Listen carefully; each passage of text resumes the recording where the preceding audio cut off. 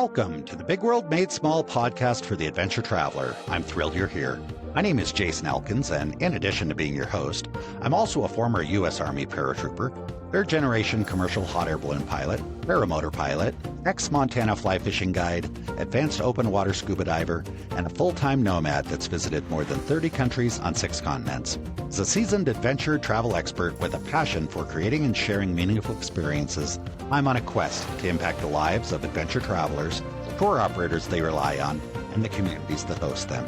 Every week, I bring you exclusive interviews with fascinating adventure tourism experts who have agreed to share their personal stories, favorite destinations, and some invaluable travel insights they've picked up along the way. We'll enjoy a casual conversation, create some connections, and likely share some laughs. It's my hope that by the end of each episode, this big world will feel just a bit smaller. Let's get started, shall we? Welcome back, everybody, to another episode of the Big World Made Small podcast for the adventure traveler. Super excited today. We've got a fascinating guest that's doing something a little different than what we've discussed on the show before, so I'm super excited about that. We've got Al Ste-Marie here. He's the founder of Unsold Antarctica. Al, welcome to the show. Happy to have you here. Thanks for having me, Jason. We're going to have an interesting conversation about you, your life, how you got to where you are from wherever you were. But before we do that, let's give our listeners just kind of the elevator pitch for Unsold Antarctica so they can kind of get their head around what you do, and then we're going to get into why you do it. Absolutely. So Unsold Antarctica, we focus on same season discounted Antarctica travel. So we really believe that you don't need to wait till the end of your days, till your bucket list time arrives to go to Antarctica. You can go this year for less. Very cool. And I think that's an important distinction because I noticed even on your website and when we spoke last time, when you talk about same season, that plants the seed in my head that there's a little bit of a waiting list on some of these cruises. Maybe they sell them way in advance and then spots open up last minute. Is that kind of what the deal is? Or help me get this straight in my head.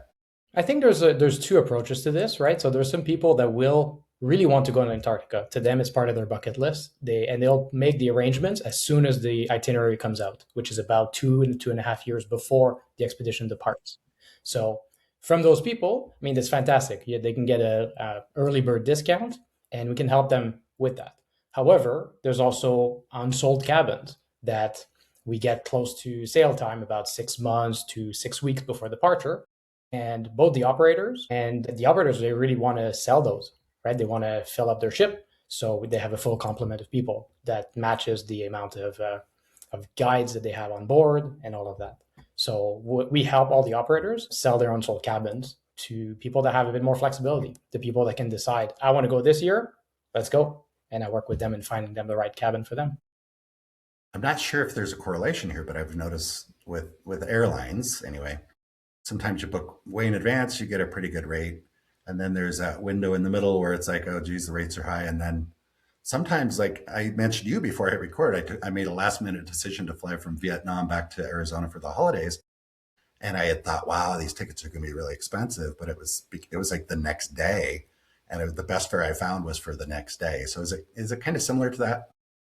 In a way, yes. I don't want to oversimplify it, but I'm just curious. No, I mean, like it's yield management at the end of the day. The cruise operators, they use similar techniques as the airlines. However, I think the main difference with Antarctica versus air travel is that generally people that commit to go to Antarctica, they end up going unless something absolutely terrible happens that they have to postpone or something like that.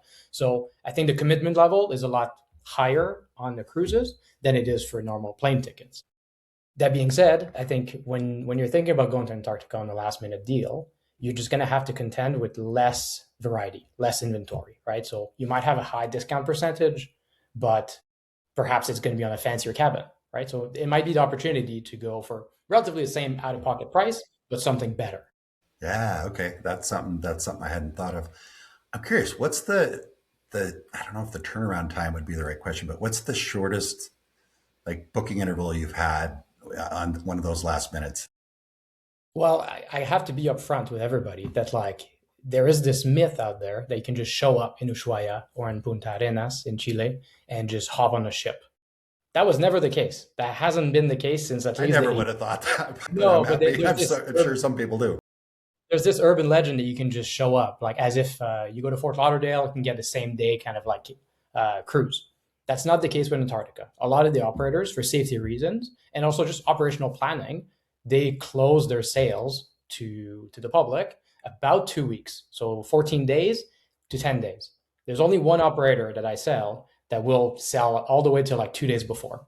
But at that point, everything's sold out. So the reality is like last minute, we're really talking about 6 months before departure to call it 3 weeks, but even 4 weeks before departure, it's pretty slim pickings. So I always advise my clients, let's start working together early and let's work together on finding the right deal for you at the right price. All right, so let's figure out, Al, how the heck did you get into this? What were you doing before? What helped you get to where you are?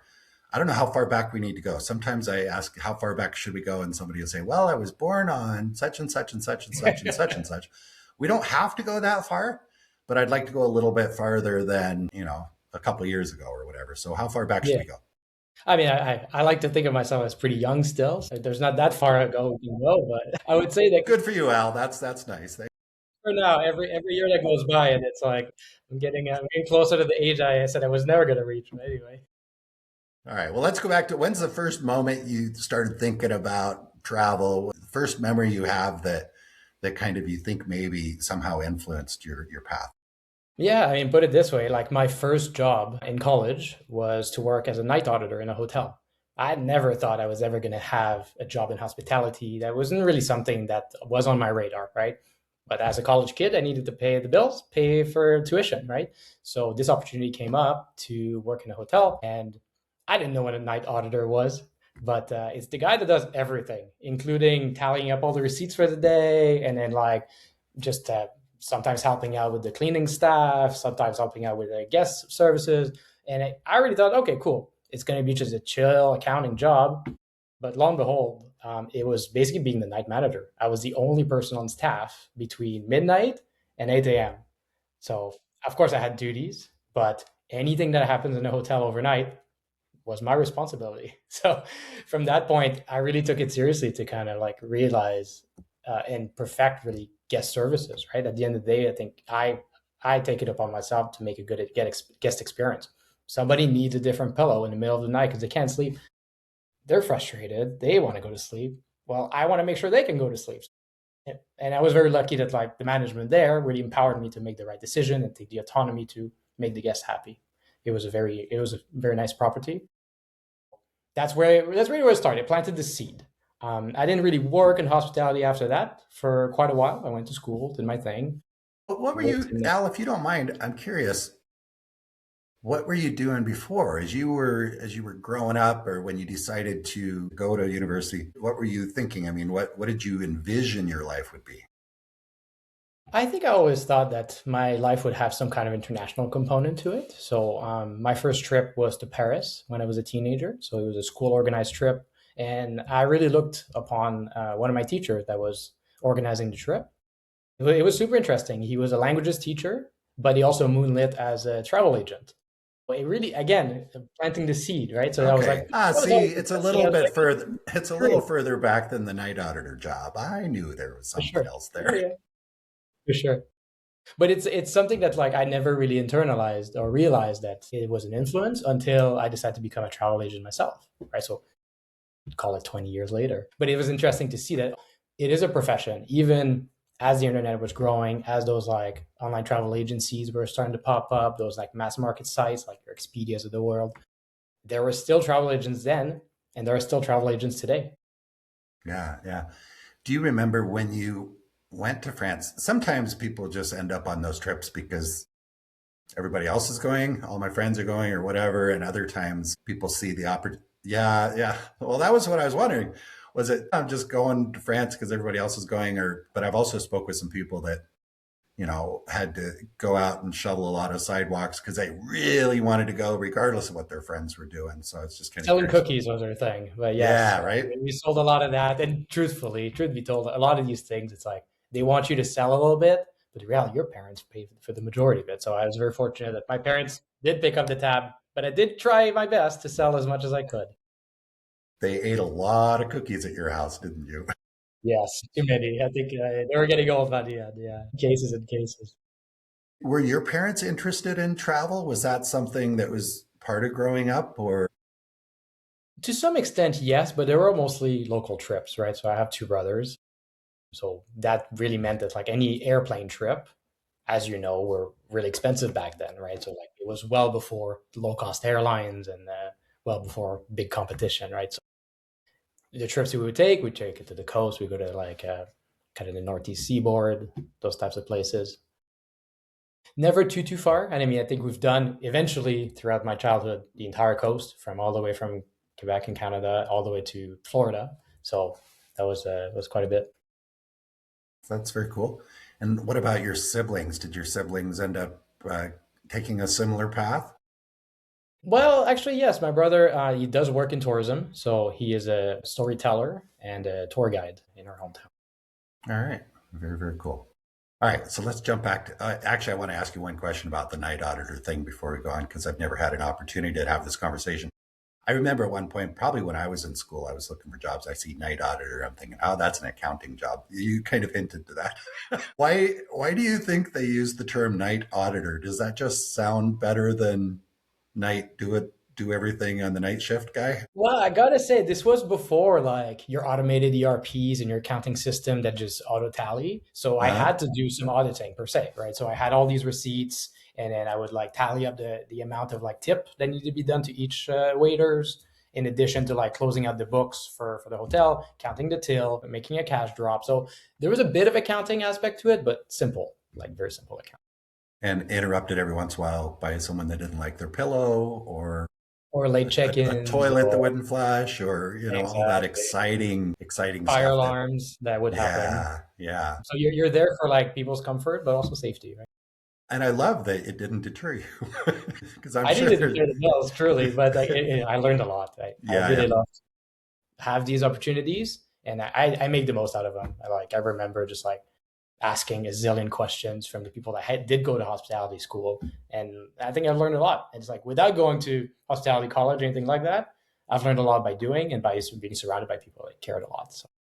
Did you have a lot of kind of international guests that you had the opportunity to interact with as well? And I'm curious if you think that influenced anything. Mostly at that point in time, yeah, we had lots of American guests, but then in addition to some Asian as well. So this was just outside of Quebec City. So. Very cool. What did you study in school? Business, just business and management. Okay. All right. That makes sense. So, all right. So you did the night auditor thing, and then walk us forward from there. Well, from that point, I worked in industry for a little bit, just consulting, things like that. But then afterwards, if we fast forward, I guess my first foray in hospitality is that I managed like a yoga retreat center in Nicaragua.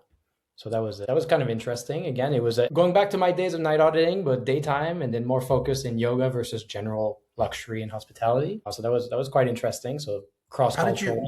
management. I'm curious. How did you come across that opportunity?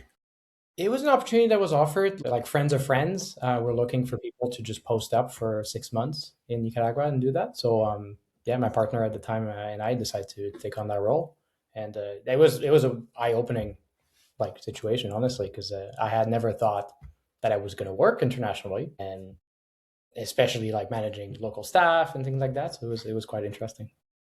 It is a big thing. I'd like to dig a little deeper into that as far as some of your takeaways. Had you been to Latin America? Had you thought about Latin America? Did you speak Spanish? What kind of?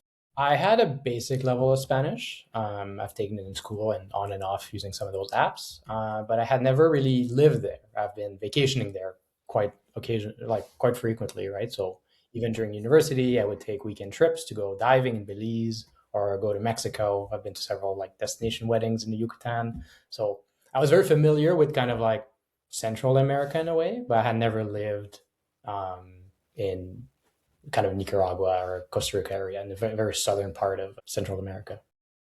Yeah, there's a bit of difference between Nicaragua Absolutely. and Belize or the Yucatan. Just their Unfortunately, history, their like how they came to be as independent countries is like it's quite yeah, fascinating. Very different, right? yeah. So the challenges of working with a local staff, international staff, cross So cultural a bit staff. of both. There's We had international staff working there, and we had local staff as well. Yeah, so it was interesting because it's cross cultural, but also like different languages as well. if somebody was sitting here listening to this conversation right now, maybe a younger person They're thinking, I would love to go manage or work at a lodge, a yoga center, something like that in Central America. What would be the top two or three, maybe tips, suggestions, or insights that you would share with them? I would say go there first. Don't go in blind. You got to experience the product before you can actually contribute meaningfully to it. And by that, I mean generally. It can be the exact property you want to be at or a property like it. Because you got to know what's good if you want to improve a place that might not be as good.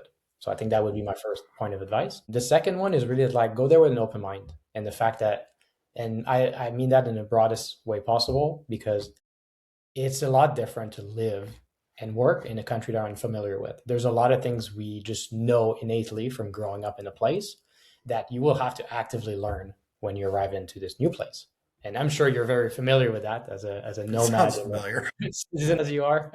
Well, and the part that resonates the most is I remember I had an opportunity with my wife at the time to go manage a lodge in Belize, actually Yeah. a scuba diving and fly fishing Oh no way. That's resort. And it cool. was 30 miles offshore and it was all local staff. And it was a small place. We'd get maybe 15 to 20 guests per week, but it was Saturday to Saturday thing. So every Yep. Saturday, take in the guests that are headed home and you pick up the next group and you come back out. And I remember thinking, my gosh, this is amazing. This is so romantic. And for the first month or two we were there, we were 30 miles offshore. There was you either ate dinner with the guests or you ate dinner with the staff, and there were no cars, There's no no Amazon roads. Prime either. It's just like if you want anything, you Yeah, better be on the next boat because otherwise it ain't coming. exactly. And then I found myself driving the boat most of the time. So it was Really like rough. I had to go to yeah, they took this young guy in his early 20s from Montana that grew up Wyoming and Montana, had never been on anything bigger than a canoe. And within a month or two, I was driving the 48-foot custom jet boat and taking the divers out and doing supply runs. I won't mention any names, but boy, they sure gave me a lot of responsibility pretty quickly.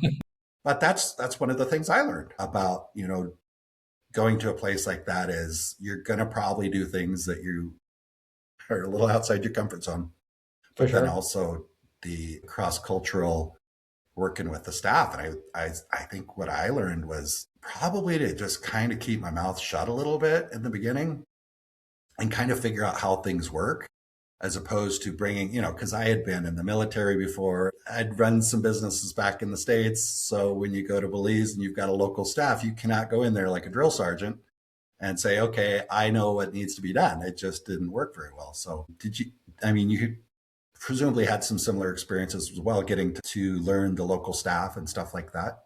Of course. And I mean, like you have to learn how things go, but also you need to have the internal fortitude to just be able to deal with those extra situation. At the end of the day, resiliency is the name of the game because Yes. these are challenging environments for them as locals. And I had some staff that they had to take a local bus for, I kid you not, an hour and a half each way.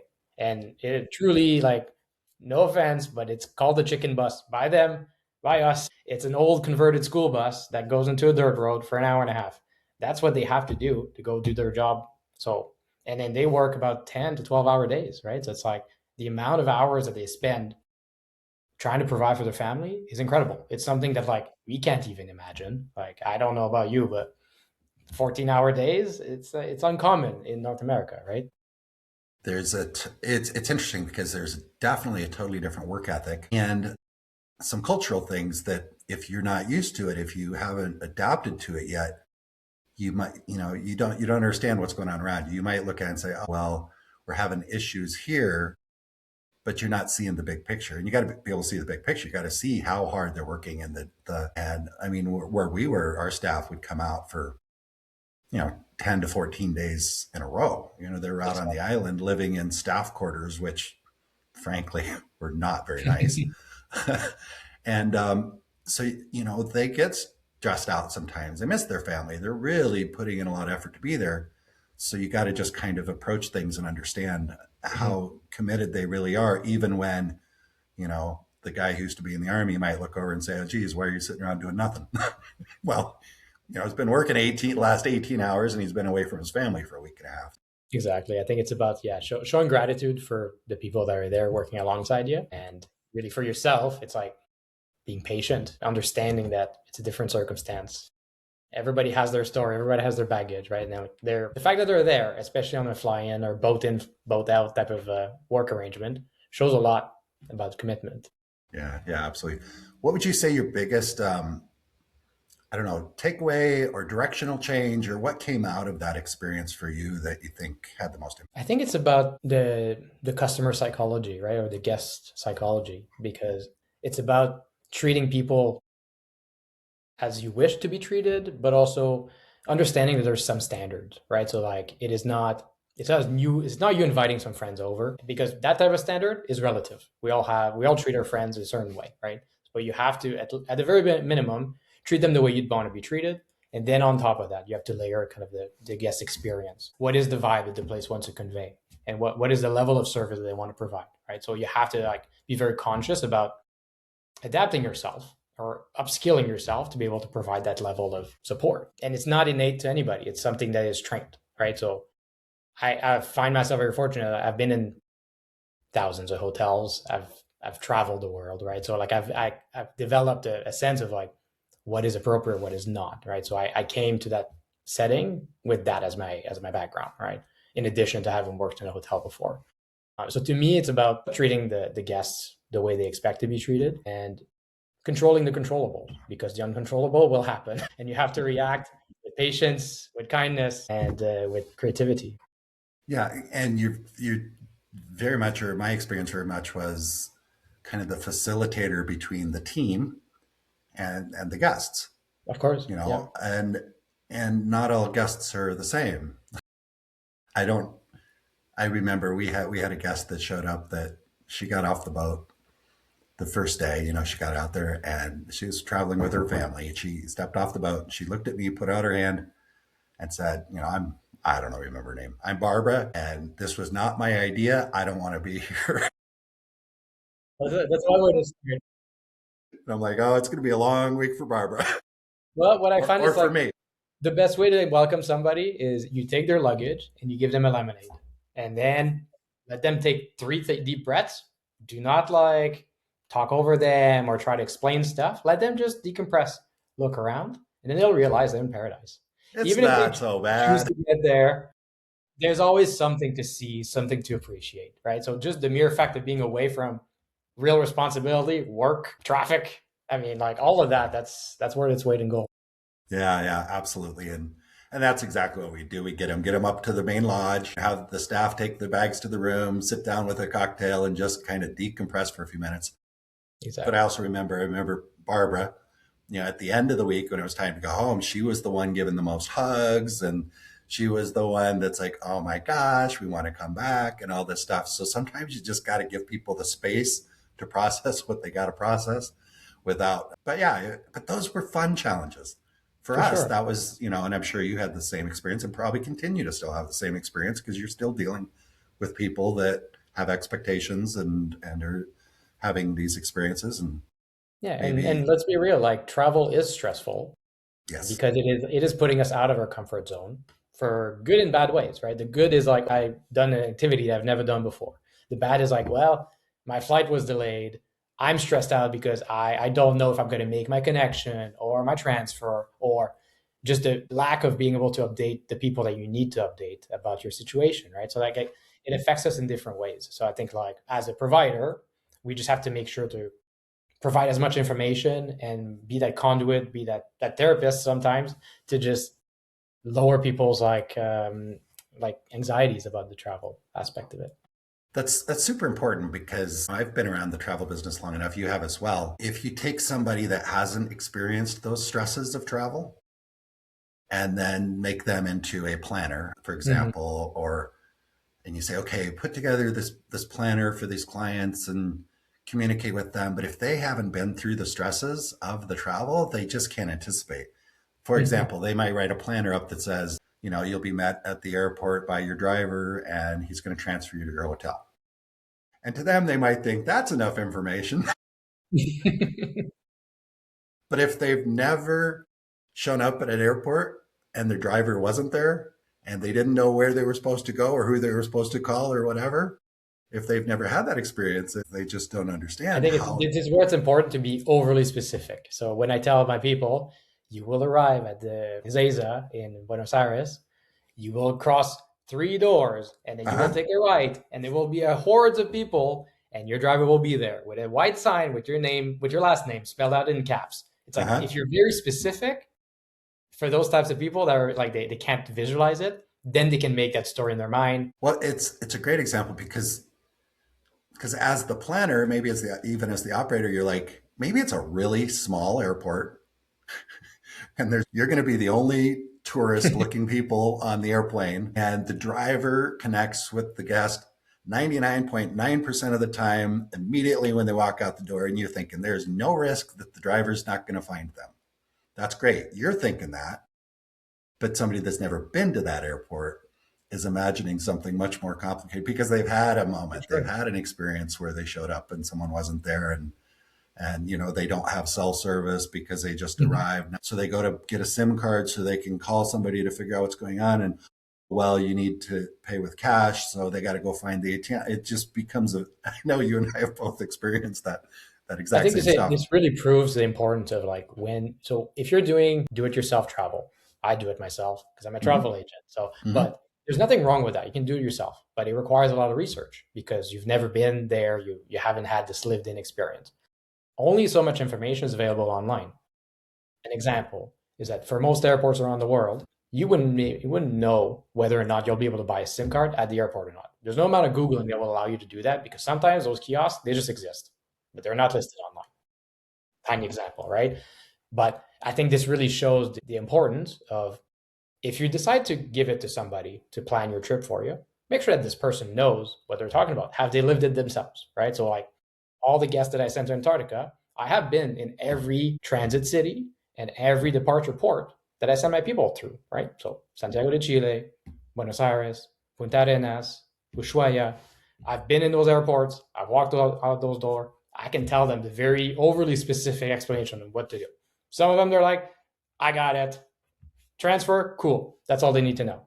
Sometimes they want to know the play by play, and I'm more than happy to provide that. Sometimes I even have photos. Like, hey, if you want to see this photo, I've taken so much footage of like, what does the airport look like? What does the port look like? Where to get a sandwich as you're waiting for the shuttle to the boat, Like Yeah, yeah, yeah. it's And I, like I think having been it's there allows you to speak with confidence. And my services, they're free at the end of the day, right? The cruise lines compensate me for my advice to the guests because they don't have to handle these guests themselves, right? So it's a win-win situation in this industry. yeah. And even if you're over providing information, you might think this is more than they need. It's going to be so much easier than they think it's going to be. But that's the point. Then they think it's going to be. They don't know. They're getting on the airplane in Toronto and, flying to Santiago where they're going to do an overnight or something like that. And they're worried about what's going to happen in Santiago on the whole flight instead of just enjoying their time with their partner, having conversations, talking about, oh, isn't this going to be great? We're going to see penguins. We're going to see this. We're going to see that.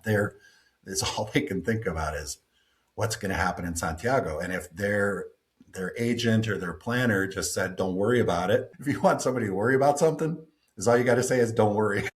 Yeah.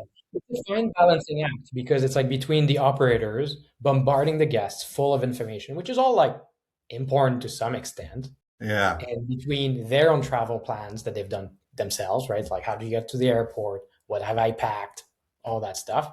And between me, it's like, I think my role there is to distill the knowledge that I know about what's important at what point, right? But again, Yes. there's still a challenge I'm working to solve, which is when to drip the right information because I don't want to Because bombard. everybody's different. Exactly. And I don't want to bombard it with too much upfront because it's going to get lost. And I don't know, especially nowadays, I think people's attention span varies a lot. Yes. There's the people that Yes. like, they'd much rather get a voice note from me than an email, right? And then some of them, they'd rather just like maybe get a big paragraph and get AI to summarize it for them. It's trying to figure out, okay, well, what is the best way to communicate with that person? And what is the right timing as well? Just so What do you, they integrate all of that, right? I'm sure somebody's doing this and somebody's going to reach out to me and say, Jason, that's exactly what we do. But some sort of do a psychological assessment. Who is my client here before we get started? And then have a systemized plan. I mean, I know we can do that by having a conversation, and we do that, but just having like a plan, like, because you've got some people that want to read every single step. It's the person that gets maybe they go to IKEA and get a desk to put together, and they will sit there and read all of the instructions 4 times before they even, start unwrapping the parts. And then you've got the other person that's like, I only want to know one step at a time. And, what's the very first step? I'm not going to even go on to step 2 or 3. And the same thing happens, in I mean, life. at this point, it's like we've been using a lot of like WhatsApp as a way to communicate directly with our customers. We're always reachable. However, it's not super scalable. So we're working right now on an AI assisted solution, which is going to assist the guest to, if they have any question, they don't have to wait for me to get back to them. We're pretty fast, but Flipper is going to be a lot faster. So that's our AI. That Penguin sounds great. Yeah. Look forward to seeing that. And it could probably be, tailored in a way as like, are you the type of person that wants to see everything and then we'll send you reminders for each step? Or are you the person? Because I'm the person, honestly, I just kind of want to know the next step. I don't really want to know too many details. It's kind of like, what do I got to worry about right now? I do it like if I'm consulting with my virtual assistant, who is known as ChatGPT.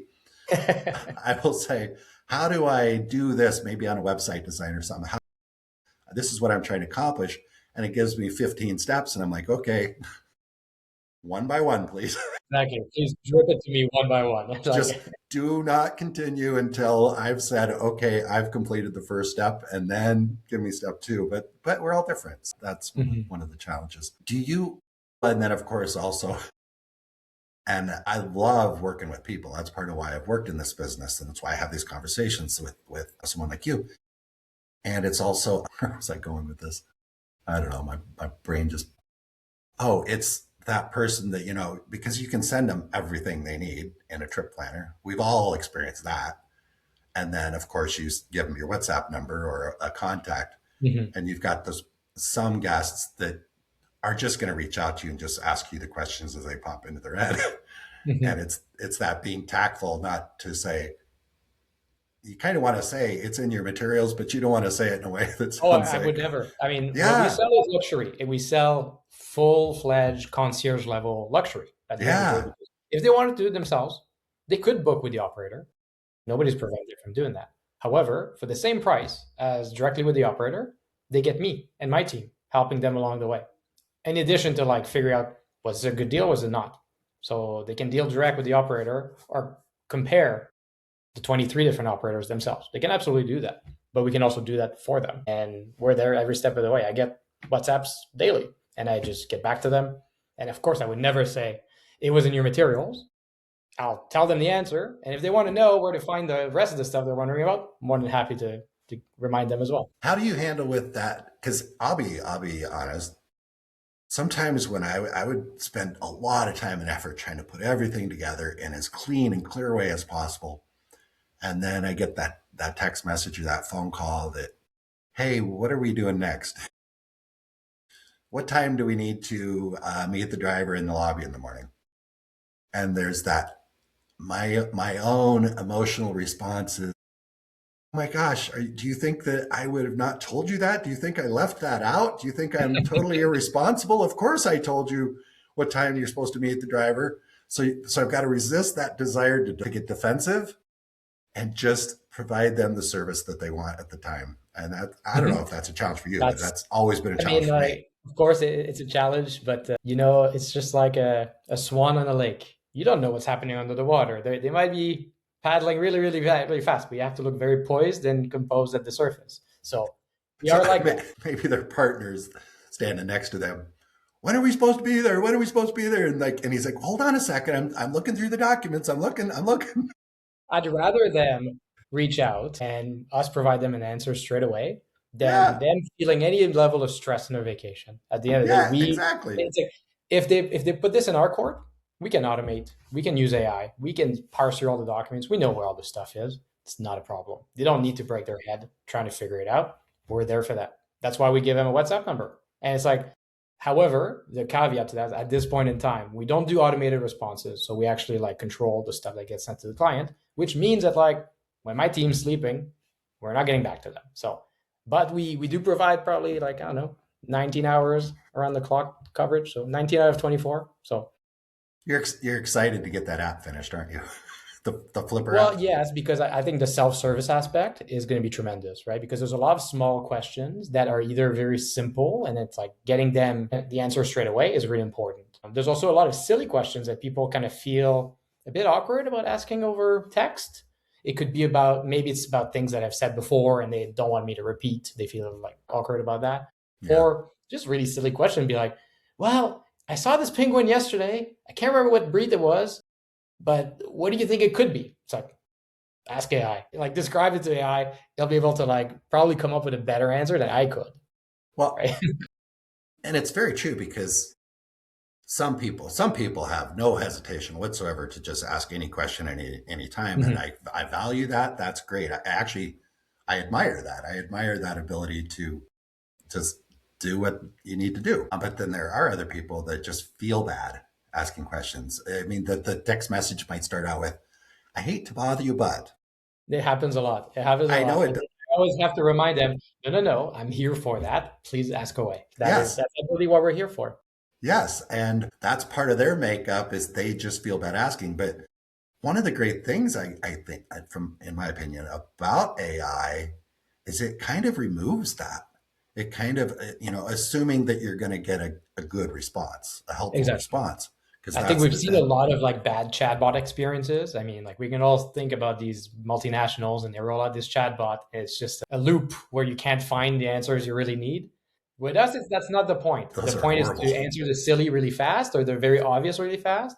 But there's always a human in the loop. We review everything Yeah, because to us it's specialist knowledge. So we're training it with the best knowledge that we have, with all the itineraries that we provide and things like that. But at the end of the day, the best knowledge is the experience of having been there. And we haven't codified all of that, everything that's in here, into our databases quite yet. So that's the trick. And as you do that, it presents a great opportunity for your guests because then it's that I know that Al told me we were supposed to be in the lobby at 8 o'clock, but I'm not really sure. I can't remember. And my partner is upset because, it's been a stressful day or whatever.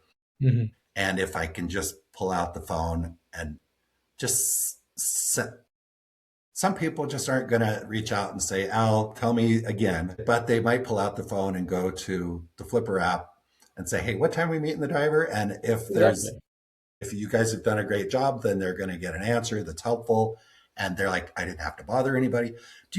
I'm curious about you. I know with AI, when I first started using ChatGPT a lot and some of the other apps, I felt really bad about I just, by nature, I didn't like to ask dumb questions, a little bit of Mhm. ego, whatever.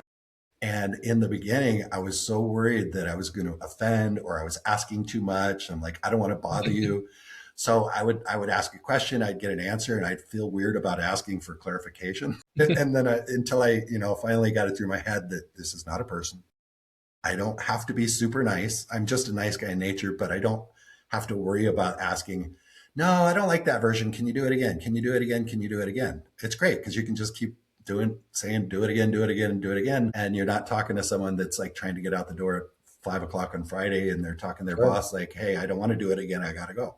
So I don't know. Did you have you had any does that resonate with you? Well, I mean, I think iteration is how you produce anything good, right? So, Yeah, like, we've been iterating through this product for quite a while now. That being said, though, we want to make sure that accuracy is always maintained, right? So, training it on our content, training it to our style. I fed him like every email I've ever sent, right? So, it uses my voice, for instance. We're not going to use my digital reproduction, my real voice, but in terms of tone and language and things like that, it's inspired by how I would get back to a customer. So, I'm hopeful that the service I was providing in the past will live up to the expectations of future guests. But it's there. If they don't like it, well, it's the same as me. yeah. It is a tough thing because you're putting something out there that you care deeply about your guest experience For sure. and But there's again, it it's is like at the end of the day, it's never about replacing me. It's about giving best of both worlds. It's about augmenting. giving them immediacy of information, but also backed by real humans, right? At the end of the day, the whole world of travel agents is about real human to human advice. It's about lived experience. If you just want to like know broadly how things are going to go, you can ask ChatGPT if you want, but I'd caution you against that because it's never been there. Like only last year did they get internet on the vessels. So chat has only been Antarctica last year. Right. And I think if you've used it a lot, then maybe you're a little bit not skeptical, but you just kind of realize that it's really the value of the responses you get are based on the value of the questions. And that takes a while to get to figure out. But anyway, I mean, it's like that in life in general, but also definitely with the AI. What does, actually, something I'd love to get your thoughts on, because you've mentioned it a few times, how, you can book this with us. We'll help you find not just the best price, but the right fit, the best value, the best fit. It's value. Like Yeah. truly for us, we sell on value. At the end of the day, it's about the needs that you have. You can go to Antarctica, you can set your foot on a continent and go back. Cool, check mark, you've done there. They don't even give you a stamp, by the way, because there is no border to go to Antarctica. You don't need visas or any authorizations. You just have to abide by the standards of the Antarctic Treaty, which is like don't pollute, basically don't put anything on the ground except your feet that are in decontaminated boots. But outside of that, there are no rules. Like don't get too close to the animals and things like that. But there's no strict borders. That's one way. It's like if you really want to go just to tick the box, you can do that. But there's a lot more to be done there. There's the different wildlife you can see. There's different seasons. They all kind of vary, right? Between your November to March, each month in Antarctica is almost a different trip because you have different wildlife. You have different kind of like icebergs, different glacier, different temperature, also different length of day. So at its peak in, let's say, late December near the solstice, it's permanent daylight. So the sun never sets. And that's a completely different experience to be sipping on champagne or a nice glass of anything you like on the top deck, and it's midnight and it's bright, very bright, and you just see the penguins swimming by like as if it's normal.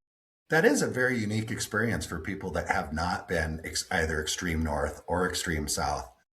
I remember moving when I moved to Alaska at one point, and it was in the summer, and it was just so bizarre being downtown Anchorage. Things are quiet because there's no traffic on the streets. The businesses are closed up, but you feel like you're in the middle of the afternoon, and it's very, very strange. And I suspect it really messes with your internal clock for sure. Yeah, so it's also, for me, it gave me a lot of energy because I was like, oh my God, I love it. It's like, to me, I really start to wind down when the sun sets. So right now, as we're recording this, these are almost the shortest days of the year, right, in the Northern Hemisphere. So it's funny to think that, like, if you transpose yourself to the Southern Hemisphere, these are the longest days of the year. Yeah, within the course of a day or so, however long it takes you to get there. That would be an interesting thing. And so you just expressed, a lot of value into working with somebody like you that can help them find the best value, the best fit for what they're trying to accomplish, whether that's stepping foot and turning around and going home. Or, I think it's doing something else. It's about finding the right fit for you. So like it can be time to go, it can be what you want to see, but it can also be the activities you want to do, right? So there's a lot of additional activities now in Antarctica. So you can go kayaking, snowshoeing, mountaineering, camping, things like that. And every year they seem to come up with new things. The new thing last year was snorkeling.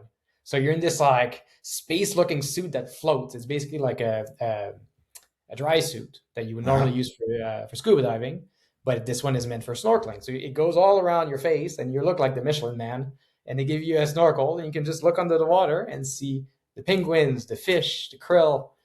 If you're lucky, maybe a whale. Yeah. It's an incredible experience. It's like somehow you're warm in this contraption that they give you, but that's just an example of some of the activities you can do in Antarctica.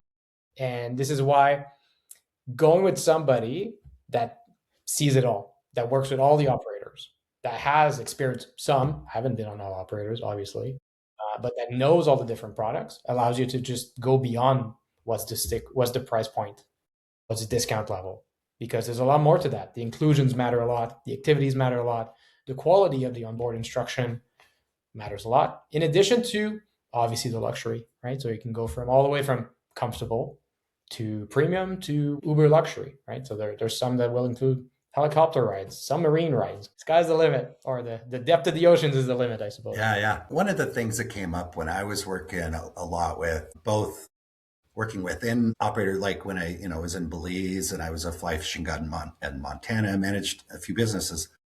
And I would have people ask me pretty directly. It's like, well, shouldn't we just book, if we come back, should we book with you directly? Or maybe before they book something, well, we were talking to somebody that recommended you guys, but should we just book directly? Is that better for us? And, the answer there in every situation I worked in, I'm not saying everybody responds the same way, but that it was like, no, it's the same price.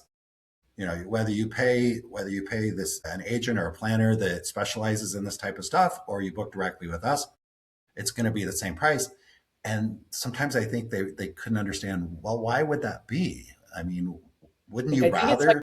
it comes from this different mindset, right? I think that the travel world, the travel industry in general, it's a partnership between the travel agents, the operators, the wholesalers. Everybody along this chain understands the pricing and has to get paid just so that we can deliver a good customer experience. So what they pay me to provide advice or to sell these expeditions that wouldn't otherwise go unsold, well, it is for they pay me to support the guests because they know they're going to support the guests slightly less in the pre-departure type of horizon. And also they know that, like, generally speaking, a guest that books through a travel agent, or at least a good one, is less likely to cancel.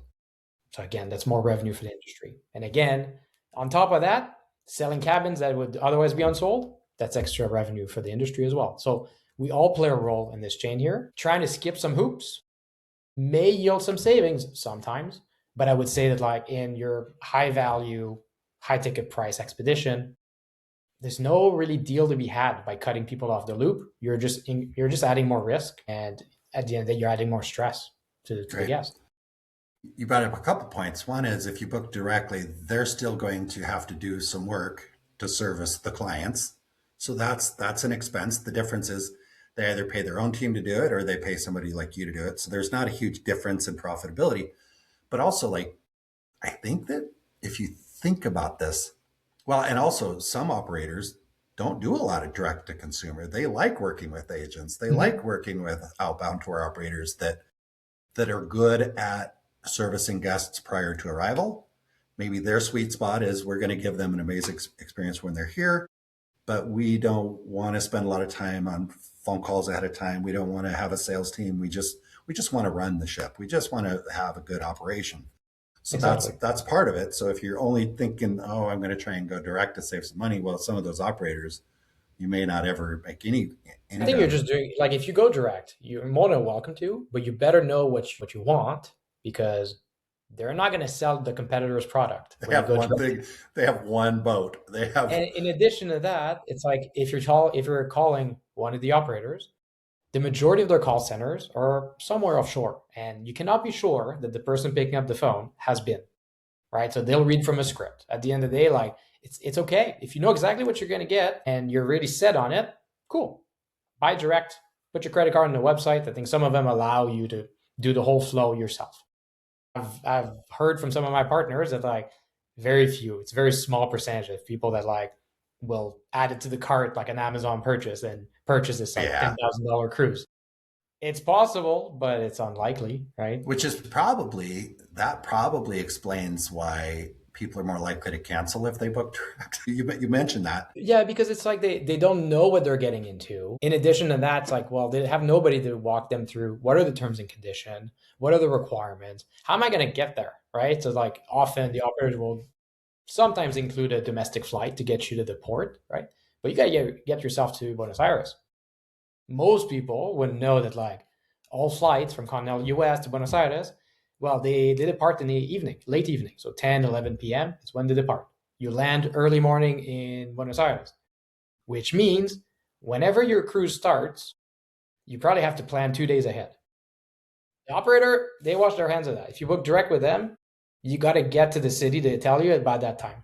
But then doing the back calculation of, like, when should I fly? What's the most optimal? Do I really want to go from an 11-hour flight to another domestic flight in the same day? Is it even possible with the customs in Argentina? I would say no, but and also, like, you probably want to explore, like, Buenos Aires. You want to talk to somebody that's been there, Like, Well, there's that's so many, there's a lot of value that, like, the travel agents do, myself, but also my peers as well. yeah, because that's a really valid point. If you're going to fly all the way down there, most I don't know if this is a good assumption or not, but I'm guessing a lot of people that decide they want to go to Antarctica probably haven't had the opportunity to hang out in Buenos Aires for a few days or I Santiago would or, assume no. No, you exactly. know, so if they're going to go all the way down there, well, they're going to land in Buenos Aires anyway. I mean, probably should spend a few days. And the cruise ship companies, the operators down there may not be that No, like, interested in helping generally you.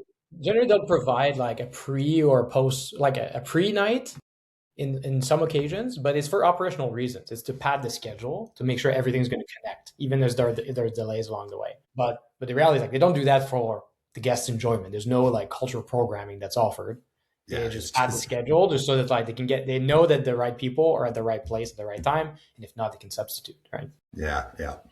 But also, and I think the other part of the conversation I wanted to have that maybe people don't always realize is, let's say I have a lodge somewhere. I'm going to use an example I'm more comfortable with, but let's say I've got a lodge somewhere and I've got different agents or planners that are oftentimes sending me clients.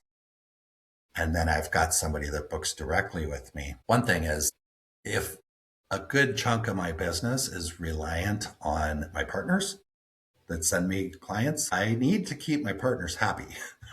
Maybe this is obvious to you, and I know this to you, and I know this is obvious, but I really want to keep my partners happy, number one. So it would be really foolish of me to start wheeling and dealing to get somebody to book directly with me to save $100 or whatever, because I'm undermining my partners. This is just the reality of the business. I think there's that part of it, but also I recognized early on that if a client, sounds weird, but if a client has a substandard experience, I'll just call it that way instead of the word complaint.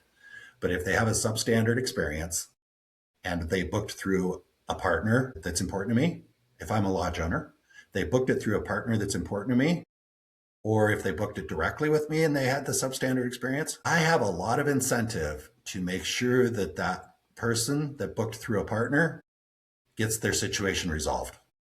For Because sure, it's not just absolutely, one booking. If it's a direct booking, okay, I lost that one booking or exactly. whatever. And maybe the 2 or 3 friends that they might talk to, I lost that. But if I am working with an agent that sent me a dozen people last year or more, I need to make that agent happy so we can get it resolved for the client. So I think that one of the best reasons to use a good partner like yourselves is if something goes sideways, you guys are going to fix it. It's going to get, Exactly. I mean, we are on yeah, the side of the customers. At the end of the day, like our only job is to send people to Antarctica for less. yeah, It's our job starts at the planning stage, but it doesn't end until they're back home safely, right, right? So if anything goes wrong, if they need us to advocate on their behalf, if they need assistance in like filing the insurance claims, God forbid something happens, we're there for that. We provide advice, right? So like that's it, it is all part of the standard package. There's right. no, well, like your trip's completed, so bye. No. For us, No, we're there from A to Z. you're there. So you've got a lot of incentive to help fix the problem. And I guess where I'm going with that is the operator on the ground has a lot of incentive to fix the problem as well, because they're negotiating with Al, who sends us a bunch of clients, as opposed to negotiating with a one-off client that, whatever. Exactly. So I think that's one benefit. I think like all operators mean well. Yeah, However, I think some guests, they don't know what to ask for, right? So when something does go wrong, what is the remedy that would be normal, that would be adequate to compensate for the wrong, right? We're there for that. We've seen a lot of situations and we resolve them to the positive review of the guest and of the operator. At the end of the day, we prevent things from getting out of hand. So we are kind of a mediator sometimes, but we are primarily the advocate for our guests. yeah, yeah. So I think that's just an added Mhm. value that I thought it might be interesting For to sure. discuss. I know we missed a lot from the point of you going to Nicaragua. I think that kind of spun off into this conversation. Were It there did. any other key stages or anything that happened between Nicaragua and you opening up Well, Unsold I went Antarctica that there. you want to I touch on? went there and I saw the midnight sun and the penguins floating and the icebergs at the distance. And I had this epiphany. I was like, wow, more people should go there right now for less. Because I found myself a deal to go there. I paid 60% off, but it was very, very tumultuous to find it and get connected with the right people that could set me there. So that complexity, I want to abstract that away. I want to make that available for other people. I want to be the person that sends people there the same season for a great deal. So if I was listening to this for the first time, and I pretty much am, you and I had a conversation before, but if I'm listening to this first time, I'm wondering, so Al, were you a travel agent offering another place and you decided to focus on Antarctica because of this trip? Or did you decide, were you doing something totally different? Just help me understand, without going into great detail, what were you doing right before that? Were you working as a travel agent actively when you took that trip to Antarctica? No, I was in a different career, but I had my travel agent license. I had been working on that for a few years to just chip away at it. I helped some of my friends organize their destination weddings, for instance, as a friend does. I negotiated good deals for hotels and things like that. I've always done a lot of negotiation in my day job, so that came naturally to me. So I had this license in the back. I had this background as like a hotel night manager. I also had this experience in Nicaragua, and maybe all of that, in addition to the penguins, the icebergs, the midnight sun, and perhaps the nice whiskey on the rocks on the terrace, all of that came together in my mind. Be like, oh my God, I need to found Unsold Antarctica. I love that. And that's why I wanted to touch on that, because it's not as though you were doing Caribbean cruises for the last 4 years, 5 years, and then you went to Antarctica and decided, oh, you know what? We should do Antarctica cruises instead. Sounds like a much more profound, oh my gosh, these things are coming together. This makes sense. So you launched a brand new business out of a passion and some skills that you picked up along the way, as opposed to just shifting from the Caribbean cruises. And for me, I would never sell something that I haven't experienced myself. So I've been to Antarctica and I absolutely love it. And I think more people should see it. And if they can see it for less, why not this year? Yeah, yeah.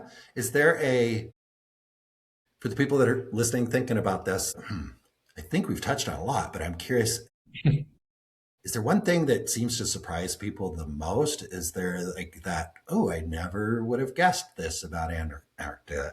I can't speak. Is there one thing that jumps to mind, or alternatively, is there a tip or two that you would want to share with somebody that, like, you need to know this about Antarctica before you even think about it? It's warmer than you think.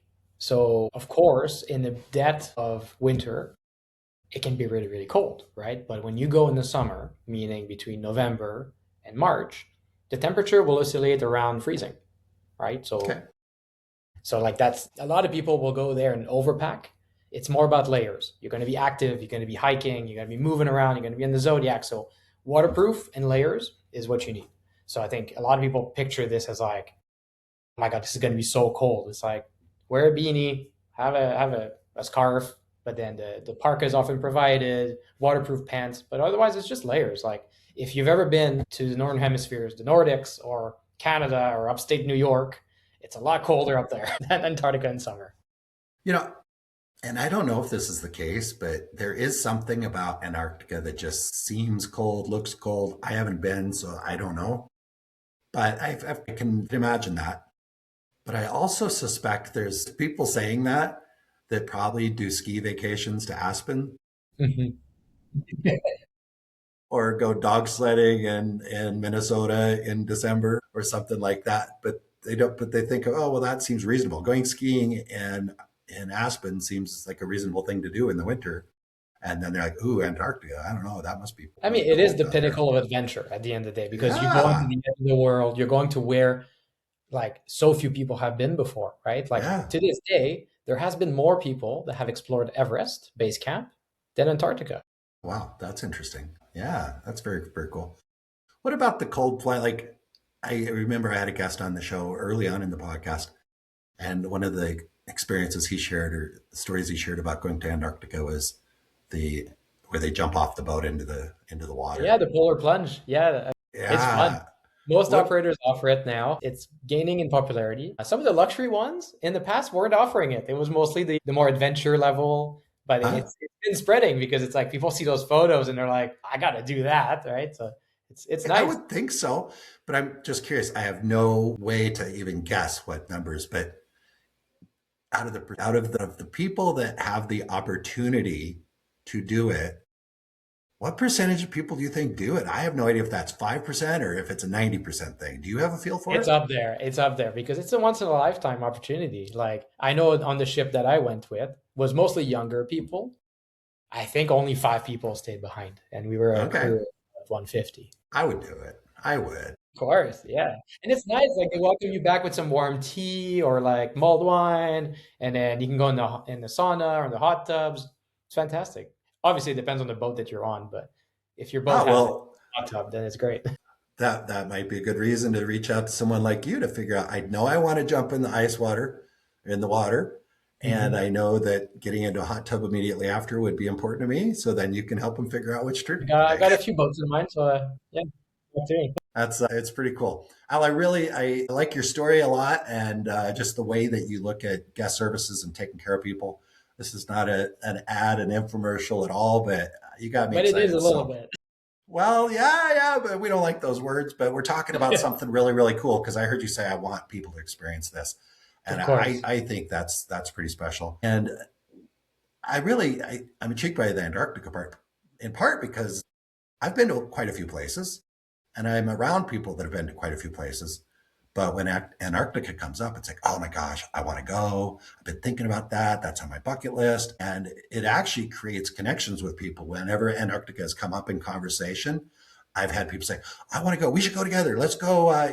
Hey, Jason, you know a bunch of people in the business. You should put together a group trip and take them to Antarctica and all this stuff. It gets people excited. So I love that. And but like you said, you don't have to wait 3, 4 years. You can actually probably go this winter. Absolutely. I mean, to your point, it is one of those like last frontiers that it really brings people together. Like the people that you'll meet on the ship are people that you'll always have this like very unique memory with. It's not the same thing as going skiing in Aspen, for instance. It's a lot more unique. And it's like there are some hardships sometimes, right? As you cross the Drake Passage, it can be really flat or it can be really shaky for 2 days Mm-hmm. straight. So like that brings camaraderie together, right? So and again, it's like you're seeing things that nobody else will see the exact same thing. It's like it's one of the places that's like there's so few photographs, there's so few videos of so many people have seen it of their own eyes, right? So it's like knowing that you were there at that very special moment with other people, it's a bond in a way, right? And I don't know if it matters or not, but as I was listening to you say that, I recognize that I suspect an awful lot of people that go to Antarctica are checking out. They're not checking off. I don't like it to say it that way, but I'm guessing quite a few of them. It's the last continent for them. I suspect a I would lot say of so. them Yeah, I mean, have very done, many. Yeah, of yeah, and or it's not probably not the first outside of, course. so they may be. I guess what I'm saying is, I suspect a lot of people that go to Antarctica probably have been to some other interesting places.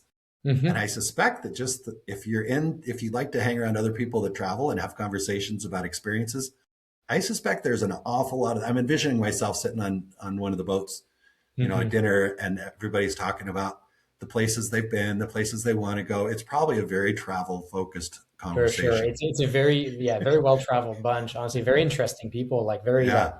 well accomplished, and then Yeah. like curious people because it's like there are easier places to go in the world, both from a money standpoint and a time to get there standpoint. These are people that like are setting aside a significant amount of time and resources to discover somewhere that very few people have been before, right? So a lot of my guests, it's like they're amazing people that like they yeah, as you said, they are the checking off their last continent, or they want to be the first in their groups of friends to have been to Antarctica. And I'm Yeah. It's very, it's very super happy cool. to make that happen for them. Do you think that the multi-generational trips are more popular to Antarctica as opposed to other places? I've heard a few conversations around, dad and son or dad and daughter or mom and son or whatever, just multi-generational.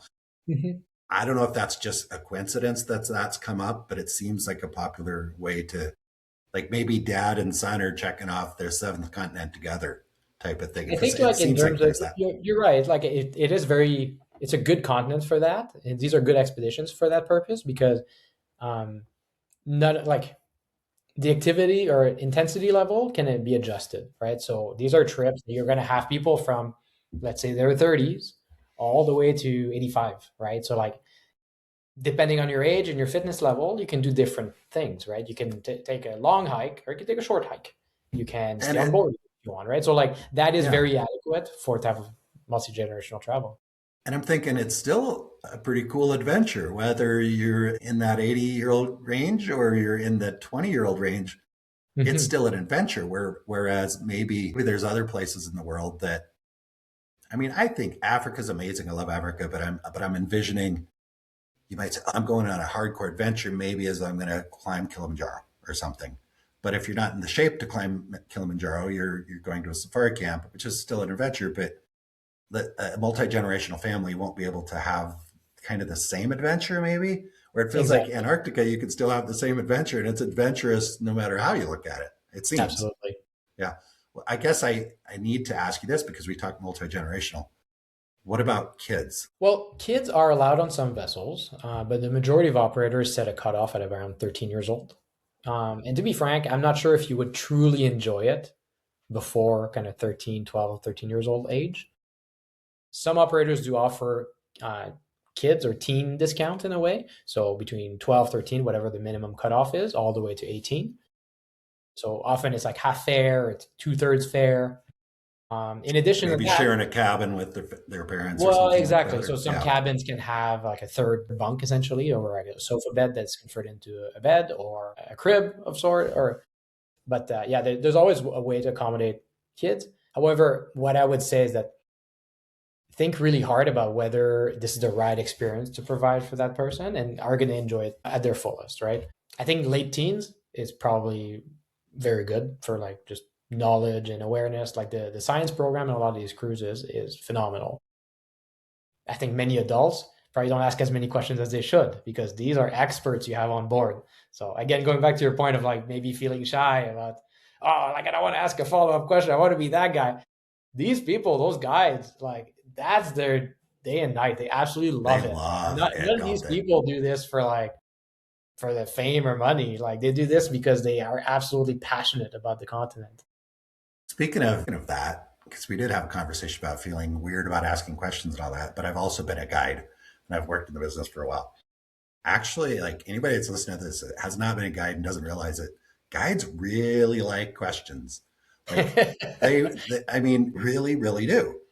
And because they do it because they want to share things, not necessarily their knowledge. It's not about their knowledge. They just want to share the place that they love, whether that's Antarctica or it could be, I had a hot air balloon ride business for quite a while, and I would take people on balloon rides. And I loved it when they asked questions, to the point where if they weren't asking questions, I kind of felt like they weren't having a good time, Mhm. or like I was somehow not approachable. And I would get all these stories in my head that, oh my gosh, they were so quiet. They must not have enjoyed it. And the people that asked the most questions were always, at the end of the day, I'd go home with the, adrenaline and the dopamine, and they Mhm. clearly enjoyed it because they were asking a lot of questions. So I'm just saying that to anybody that's hesitant to ask too many questions. When you go on a trip like this, please do. It's very cool. So, Al, we covered a bunch of different things. I'm curious, is there anything I forgot to ask, or that you wish that I'd asked, or that you want to share with our guests, our listeners, before we wrap it up?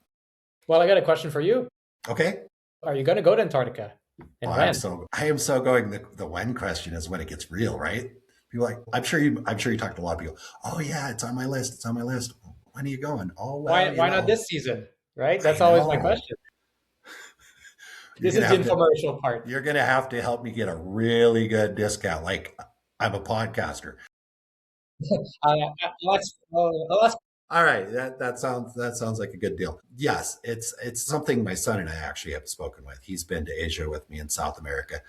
That multi generational question actually Excellent. was a little bit self serving, Of course. because my son and I have talked about, wouldn't that be cool to do that? So he's yeah.